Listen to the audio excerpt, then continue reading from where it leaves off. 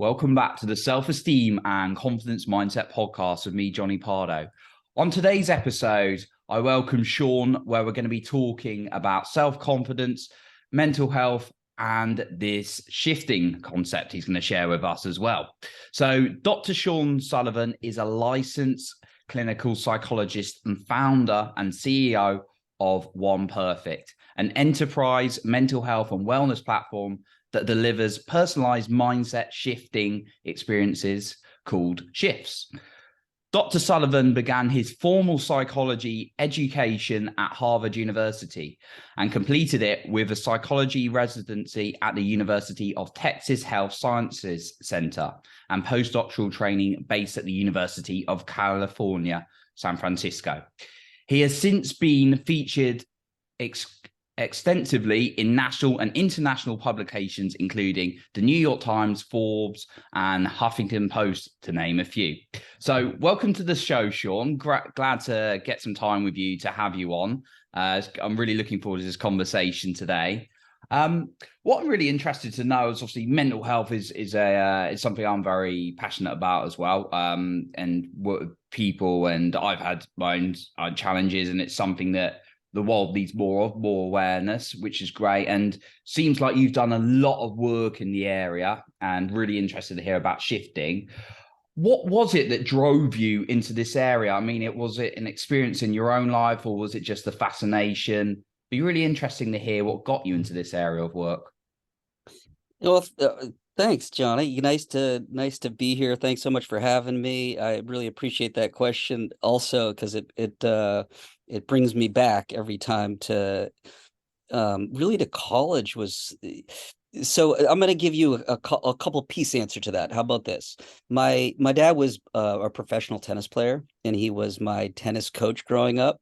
And so he taught me a lot about, performance preparation. In tennis, particularly, you need to shift your mind quickly between points. Something goes wrong, you need to get ready for the next point. So I think I had that kind of background without even knowing it, and that stimulated an interest. But when it comes to your question about mental health, I had an incident in college, a very difficult breakup, with a young woman I was seeing for years in college, and it was the first time that it just hit me. I needed support and help. I didn't have the skills. The skills that I talked about of shifting on the tennis court were not totally adequate for this issue that I encountered. And I went to see a therapist at the counseling center, and it was nice, but they told me that it was a couple weeks before they could see me again. And I was in a very tough spot at that moment, and realized, oh, there are some skills I need to learn. And then I actually came across meditation and began this journey that led me to become a psychologist over time, and to innovate this concept of shifting and to start sharing it with patients, etc. But yeah, in terms of my own personal journey, I've been asked the question before, and so I've reflected on it a little bit. It's interesting because it starts as sort of performance psychology, and it moves to mental health, sadness, depression, anxiety, self-esteem issues, this idea of, I think this is true for so many people, that our self-esteem and our confidence is really derivative of someone else's opinion of us. And that's what I didn't see any of that at 21 years old, and came to learn. And so just to kind of round out that answer, what we do now with shifts, and I've done this for many years, teaching patients in therapy and coaching and all sorts of different environments, performance coaching, is we teach people how to shift their state of mind in 5 to 10 minutes anytime. And when you come into the shift platform, you can choose whether you have a mental health issue you want to discuss, sadness, anxiety, frustration, I'm angry with someone, a wellness, like I'm feeling decent, but I want to get to good, or I want to sort of sustain my practice at shifting when I need to, and performance, right? I need to go into a meeting and I'm not feeling confident, get me confident, those sorts of shifts. And so I appreciate the question, because really it ties right into the product. The whole shifting is the underlying concept, but there's a lot of tools that you need to build within Mm. yourself, that shifting regularly develops in you. All right, got you. Yeah, I was going to ask you about this concept of shifting. So it's not just so it can be for high performance, but it also can be for like these the feelings you're experiencing and how you can kind of shift through them a little bit. Yeah, there are several what we call use cases now in the work that we do with this, from college students sort of between classes who are feeling a certain way and gotta get themselves to the next class, might have had a relationship rupture or something. And we also do it in organizations, and you're between meetings and you have 5 to 10 minutes. Maybe you used to have a cigarette or a coffee or something. So maybe you supplement that by shifting yourself into the state of mind that's relevant for the next step of your day. So that's how, and these are 5 to 10 minute experiences in general. So that's where they tend to get used.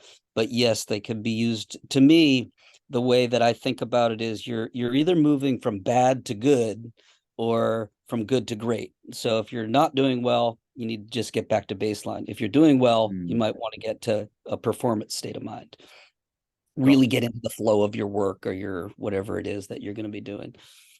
Gotcha. Yeah. So if it's you're in a case of really, really like low, like or perhaps really feeling down about life, it's not that you're suddenly going to shift into this elated. I love life and I want to run around like the whole block sharing it. It's just moving that little bit up. Is that right? I think that's a accurate way to put it, and I would just add to it by saying that if you're in a really difficult spot, you're feeling sad or anxious, what typically happens is that you don't feel like doing anything about Mm, your wellness. And so if you can get yourself to spend 5 minutes coming into a more present state of mind, meaning all of those ruminating thoughts slow down a little bit, and you come into a more of a connection with the present moment, then what that affords you is the ability to cope with whatever it is that's distracting you and distressing you from a more present state of mind. So yes, that would be the bad to sort of good transition. And I think it's important to highlight, yeah, if you're depressed or feeling horrible, we're not talking about life is roses in 5 minutes. We're talking about getting yourself in a state of mind where you're the most capable of addressing the difficulty that you're struggling with currently. yeah, gotcha. Okay, no, that makes sense. One thing I was just like curious to ask you about is um sometimes like and I've been there when I've been in a bad place, sometimes we can get caught on this whole like analytical of like, why am I feeling like this, why do I get into this this negative state, why do I get anxious, why do I get triggered in this certain state. And then there's the other side where you're trying to get yourself into a good state by maybe applying bits of like changing your state, changing your movements and things like that. Is what you're teaching like a combination of both? Is it about actually looking a little bit why someone's feeling like that and then moving that state, or is it kind of focusing on one more than the other? Well, I think the way to think about it might be to say that regardless of where you are right now, moving yourself into a very present state of mind, which means that your attention is 100% in the present moment and Mm, engaged by the actual present moment, as opposed to engaged by the thoughts that are flowing through your head. And those thoughts they might be worries, right, on the negative side of things, but they might be different kind of worries if you're doing well, but you have to go perform. But in each case, bring yourself into the present state of mind is the first step. And then when you're in your present state of mind, you have a much stronger ability to direct an attention to that next step for your day. And the next step might be, I have to address the problem I was just dealing with. Or the next step might be, I have to walk into this room and be at my best, or I have to, I'm on a changeover on a tennis court and I have to go out and play.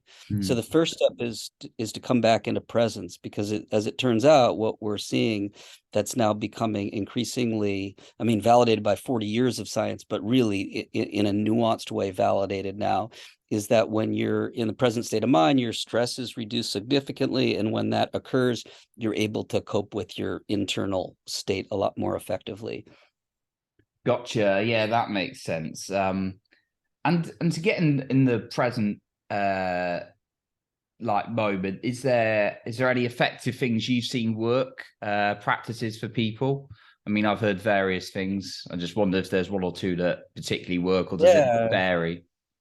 Yeah, well, I think in some ways it varies in the circumstance that you're in, and I mean your internal circumstance, but also your context of your life at that moment. But the objective here is that you're bringing 100% of your attention into the present moment, and there are a variety of great ways to do that.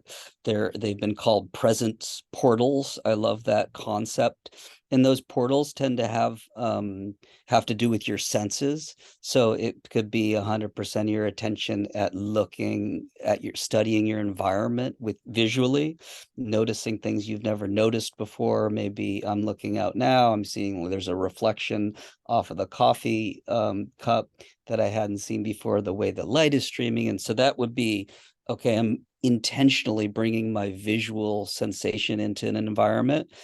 For me, the most powerful is actually listening.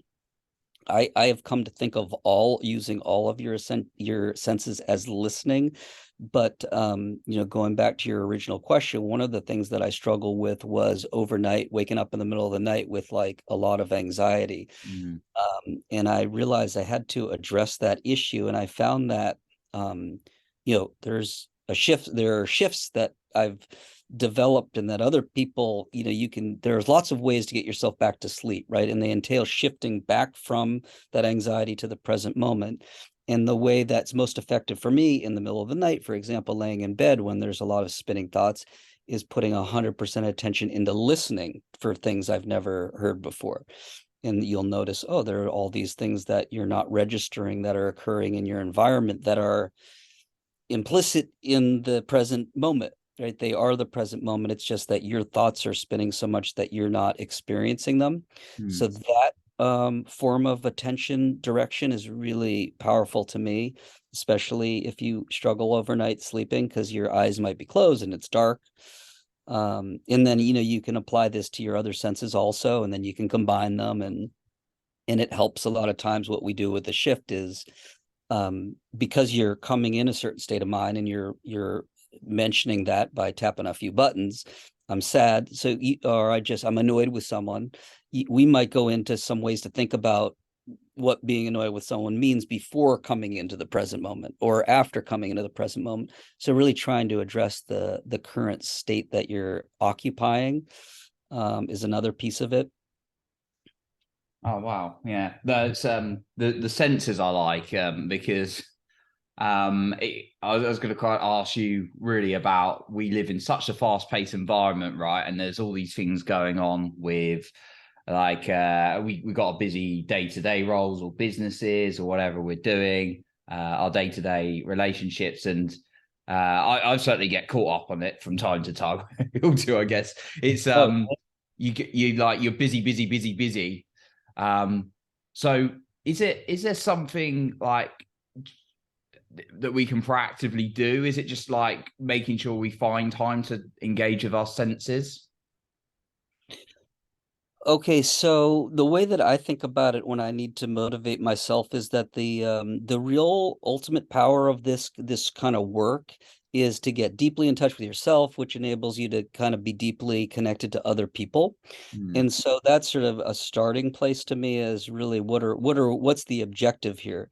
You know, you might, in meditation, it might be enlightenment, but for this, it's really to feel connected to yourself, and as a result, to be able to connect to other people. And so, you know, it's tough a little bit to specifically answer your question without sharing a shift. And that's what we do. So these shifts are really 5 to 10 minute experiences that are addressing a current state that you're in. And so you can, I'm sure you'll share links to oneperfectshift.com. That's one place people can Sure. go to get a free shift any moment. So does that really answer the question, Johnny? I lost the string of it a little bit in the No, middle no, of the. it's all good. Yeah, I was just like wondering. We just for a lot of us, there's, I suppose, what I get a lot of, or kind of like feedback is, oh, I'm very, very busy, and I hear it a lot. And then Ah, right. obviously it can contribute. I've seen people like feedback to me, and I've certainly feedback that I can get quite like anxious and those kind of feelings, because it's Yeah. we're so like fast paced, and we're not living in that present moment necessarily. Yeah. Okay. Right. Thank you for reminding me. So the first piece of that answer is the reason we're doing it, right? Feel connected to ourselves, feel connected to each other, feel connected to our lives. And Mm, so by sort of stating that as a intention and priority for yourself, that what you're really saying is that a lifestyle that supports that is important to me. And if you have that as a priority, then you recognize, okay, a lifestyle where I take 5 to 10 minute breaks when I need to.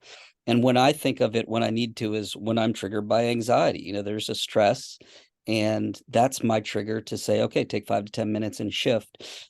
And so I would say that that recognizing that this isn't a short-term fix. Like, there's no reason you would want this to be a short-term fix. In fact, because it feels so good when you move from bad to good, or good to great. So it's very self-reinforcing. So if you can say to yourself, I want a lifestyle that is supporting that feeling of connecting to myself and others, then I think that's the starting place. Because otherwise what happens is when we get stressed or anxious or angry or really sad, you don't want to take a step because you forget the priority of your life, which is to feel connected to life. So that's for me. You might have a different one and might kind of frame that differently than mm, I do. And so I would encourage anyone who's sort of thinking about that question, what's the priority to you relative to the kind of things that we're talking about here? Because if you can establish that really firmly for yourself, then it's going to be a lot easier to take a step that's constructive when those inevitable things come up, which we know they do. You and I could go over all of the data on this right now. The world is in a mental health crisis by, if you look at the data, the CDC and the Gallup and all this stuff. So it's not a surprise to anyone that life is really hard a lot of the time, and relationships are really difficult, which is a big part. As a psychologist and a therapist, I often get asked what comes into your office a lot, and when you think about that question, it's almost always relationship stuff. It's X, oh Y, and Z wow. happen, but the real downstream effect is like my relationships are screwed up because of that. So the real issue is like I'm having a existential relational crisis. And when you track that deeply, you usually, I think, find that this is like your relationship to life is off a little bit. So those definitions about what is primary to you, what's a priority to you, are maybe not clear enough. So if you get that clear, then it makes it a lot easier to shift when you need to. And what we found doing these shifts and testing with the world's top university system for 3 years now is that 90% of people plus are able to shift in 5 to 10 minutes if they shift, right? So the real challenge is not guiding yourself into a better state of mind. There are ways to do that are proven. It is when you need to, taking the step to do it. And I think downstream from that or upstream from that is your priorities, really. Mm. Just finding some time to get in touch with your priorities like that. And Yeah, it is. It's a great point. Setting that for yourself, because otherwise, how do you know what to do when things go off the rails?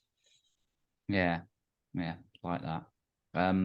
So yeah, Sean, with the obviously with the shifting, I know you got something to share with us, and you kind of touched on it again.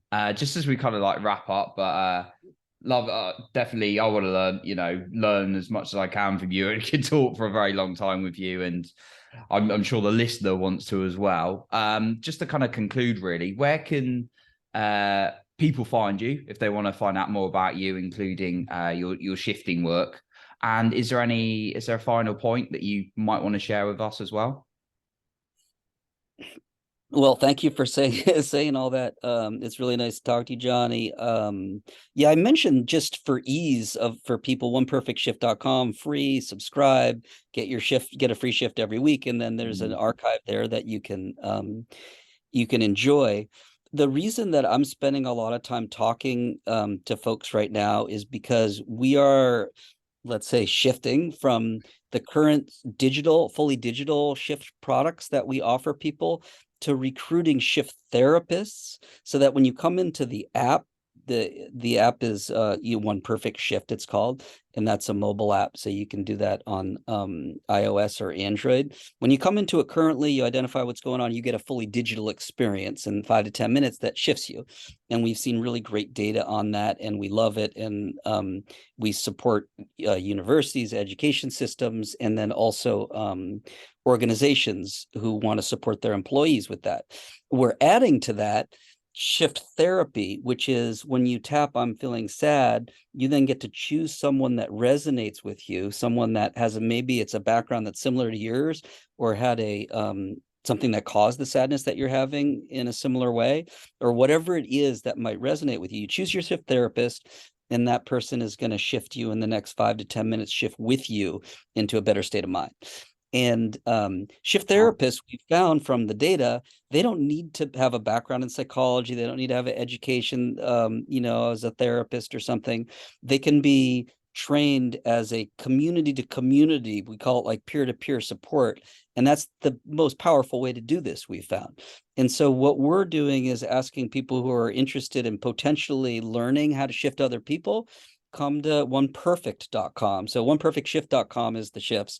Oneperfect.com is where you can learn how to become a shift therapist. There are ways to do it very inexpensively because we're recruiting right now.